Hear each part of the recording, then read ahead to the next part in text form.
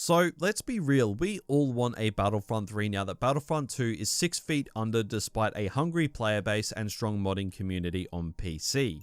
But in reality, it's just not happening, at least not anytime soon. We have made several videos on the channel over the past 2 years discussing our desires for a Battlefront 3, and that desire has been shot down harder than Wade. Rest in peace. But this desire for a Battlefront 3 started a long time ago, way before EA's installments made us incredibly happy and incredibly sad. We have touched on in the past the original Star Wars Battlefront 3 under LucasArts that got so close to becoming the ultimate Battlefront game, but it ultimately never did, for a cocktail of stupid reasons. But to be fair, none of those reasons are more stupid than throwing all of your eggs into the Battlefield 2042 basket. So like I said, we have talked about this incredible game that never was in the past. So some of you may be wondering, why are you making a video on it then? Well, this time, I've actually played it. Yes, I played the Battlefront 3 that we never got. Granted, I couldn't really capture much of the gameplay as capturing on an emulator nearly put my PC into a coma and would just not work. But there will be footage throughout the video of what I saw anyway, so no stress. So yeah, I of course just had to make a video on this and revisit the drama surrounding this game. My thoughts on all of it now that I've been hands-on, what Lucasfilm Games could actually learn from this in the current day, and I also wanted to retrospectively just look back at what could have been the greatest Star Wars game ever made. Now just before we dive into that, a new month means a new Owner Saber special as the sponsor for today's video.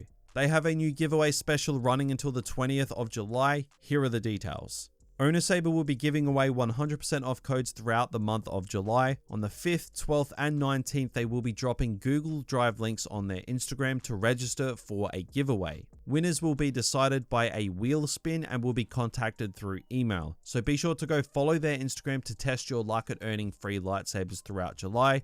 And of course, their Xenopixel lightsaber range will be 30% off on their store for the duration of the special as well. But with that out of the way, let's dive into the video. So, Star Wars Battlefront 3, the little Star Wars game that could have become the GOAT of goated Star Wars games. I think looking back now, actually having gotten hands-on with some of what the game has to offer, this straight up would have been the best Star Wars game ever made. That's a pretty bold claim, but it's one that I'm willing to confidently push out there. Especially given the foundations in place that we have access to today, like some of the gameplay, the campaign and ideas this game had were just unmatched. And they were just so far ahead of what even DICE were able to achieve with EA's financial backing. This game, depending on who you ask, was up to about 97 to 99% of the way through its development before it was cancelled. Again, that's depending on who you ask, it gets pretty messy. Some say it was Free Radicals' fault as they got a little too ambitious and failed to meet deadlines when developing the game. And some say that it was LucasArts' fault, and there's probably a guy on Star Wars Twitter that says it was Rian Johnson's fault. Moral of the story is there is a lot of he said she said with this Battlefront 3 game. This game, despite how promising it was looking, had so much behind the scenes drama going on. A lot of petty squabbles, studio issues, financial problems, you name it, this game pretty much went through it. Battlefront 3 was supposed to have ground-to-space combat, a fully fledged campaign, heroes, villains, large-scale game modes, everything imaginable in a Battlefront game. This game was going to have it. The limitations that the previous Battlefront games had were no longer going to be a problem, as Battlefront 3 was going to be taking advantage of, at the time, next-gen hardware. So scarcely populated maps, graphics, and core mechanics were all going to be changed in the sequel, which is something that we could be applying to right now. I'm looking at you, Lucasfilm Games. Please do it. But anyway, on paper, this game would have had 10 times more going on than 2005's Battlefront 2 and 2017's Battlefront 2. It was going to be a huge deal, but the problem is, it obviously got cancelled, and then the game ended up being stripped down and completely demolished and turned into a handheld device Frankenstein monster known as Star Wars Battlefront Elite Squadron. So if you want to get technical, Elite Squadron is kind of Battlefront 3. You can see in the leaked footage and builds of the OG Battlefront 3, like it's eerily similar to Elite Squadron, just without all the good bits and obvious limitations of the hardware. But that's not really what we're here to talk about today. There are a bunch of builds of the original Battlefront 3 floating around on the internet. Some pop up on Reddit, and some pop up in archives like this, which a lovely subscriber linked to me to check out. And when I did, the archives were definitely complete. So I was actually able to scope out all sorts of information and gameplay of this game that I hadn't seen before, and using an emulator, I was able to get hands-on with Battlefront 3 for the first time. And what I could gather from getting my hands on the game was it was absolutely ambitious as hell, way more than I ever thought before. Now, I haven't really played many incomplete builds of games before, so it's kind of hard to judge certain things, but obviously because I've sunk many hours into the original Battlefront 2, it's easy to tell that this game was just going above and beyond what Battlefront 2 done back in 2005. You know, I've read the articles, I've read all the information regarding the game, I've looked at the gameplay, but it really hits you when you actually get hands-on just how awesome this game could have been. And it has just made me even more and more hungry to see a Battlefront 3, more so than ever before.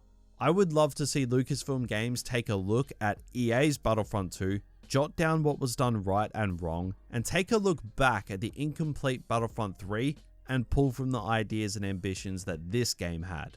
Because if Free Radicals Battlefront 3 and EA's Battlefront 2 had a baby, this is what society would look like. The fact that some of these incredible ideas that Free Radical came up with haven't been utilized in the Battlefront franchise to this day makes me a little bit sick. Like, they were having a crack at space to ground combat around 15 years ago, but we haven't seen anything remotely close to that ever since. And don't tell me Capital Supremacy was close, because it wasn't. Despite having massive budget Battlefront games that promised to go above and beyond, none of them were actually able to reach what this old Battlefront 3 was going for all those years ago. To be fair, EA and DICE did go above and beyond with Battlefront 2, but it only really went above and beyond 2015's Battlefront. It didn't go above and beyond the original Battlefront 3, not even close. So yeah, all of this, it's pretty frustrating, but also really cool to retrospectively look back at this cancelled Battlefront 3 and just wonder what could have been. Imagine the landscape of Star Wars games today if this game actually came out. If this mess of incredible ideas, revolutionary gameplay, if it had have all culminated together and wasn't left on the cutting room floor to be sewed together into a PSP game. It really does make you think.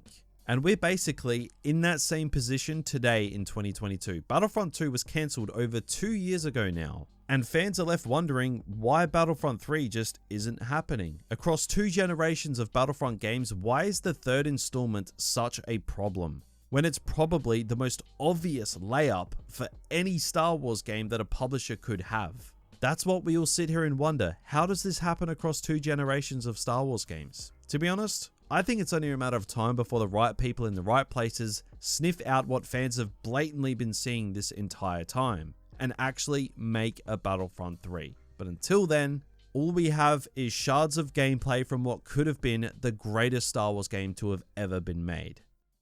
So guys, the OG Battlefront 3, what are your thoughts on it, and what do you think of the prospects of future Battlefront games? I gotta tell you man, more so than ever after actually getting hands on with the game, I just am so flabbergasted as to why this franchise is sitting dormant. I do not understand it. I know I've harped on about that on the channel before, but it has just been amped up to 11 now that I've actually played the OG Battlefront 3 and seen and felt the ideas that that game had. Lucasfilm Games, it is time to do something with Battlefront. But regardless of all of that, let me know your thoughts in the comments below. And if you did enjoy this video, be sure to drop a like as it really does help us out. And of course, hit that subscribe button for all things Star Wars games. And I'll talk to you all in the next one.